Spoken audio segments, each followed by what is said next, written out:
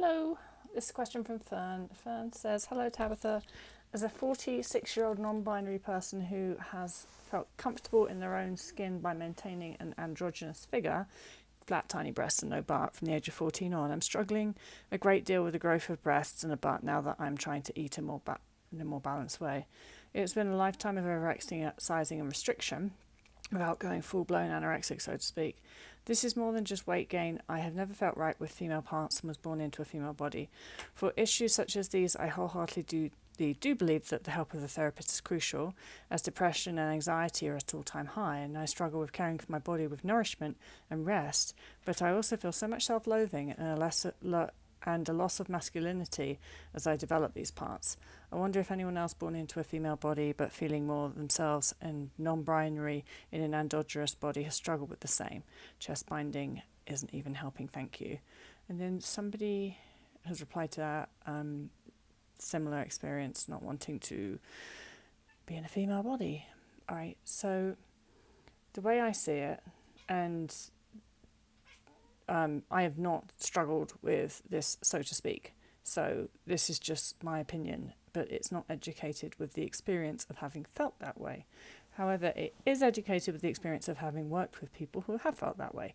But I do want to make that clear. I haven't actually felt that way, so who am I to talk about it? I do believe that actually we need to, a lot of the time, to do with eating disorders, we kind of had to have experienced certain thoughts and feelings in order to really understand them.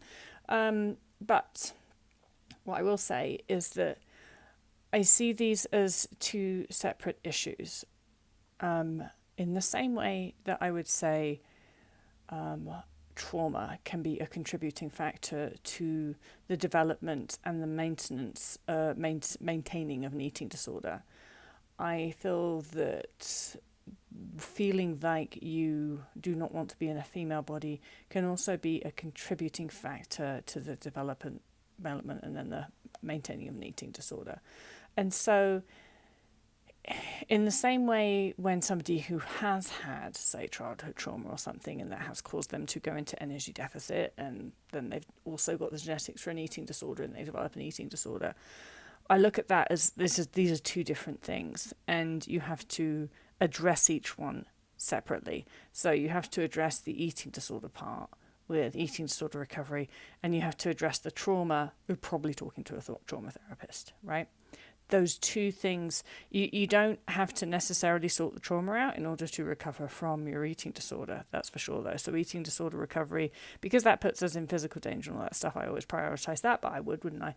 Now, I see this as a similar sort of thing, that there is some, you do not feel that you have been born into the correct body, and that has contributed to your energy deficit, because that has been the driving force between you not wanting that body to develop. That has happened, and you have the genetics for a restrictive eating disorder. And so therefore, likewise, you've got to treat the eating disorder, which it sounds like you're doing.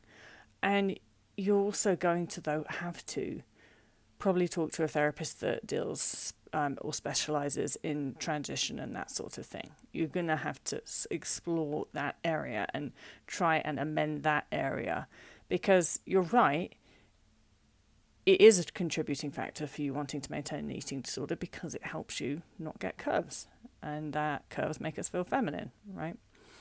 Although I don't have many curves, never had, but I inherited my dad's body. What can I tell you? But I do have more curves now than I did when I had an eating disorder. It's funny, because I was always really jealous of other people's curves. But it just shows we're all made differently, aren't we? So my advice for you would be just to see them as two separate things that do kind of interact with each other in a not very good way. Focus on the eating disorder recovery, doing what you're doing. And then I would find, this is exactly the sort of issue that I would say to somebody, you need to find a therapist, a good one. Not all therapists are created equal, that's for sure.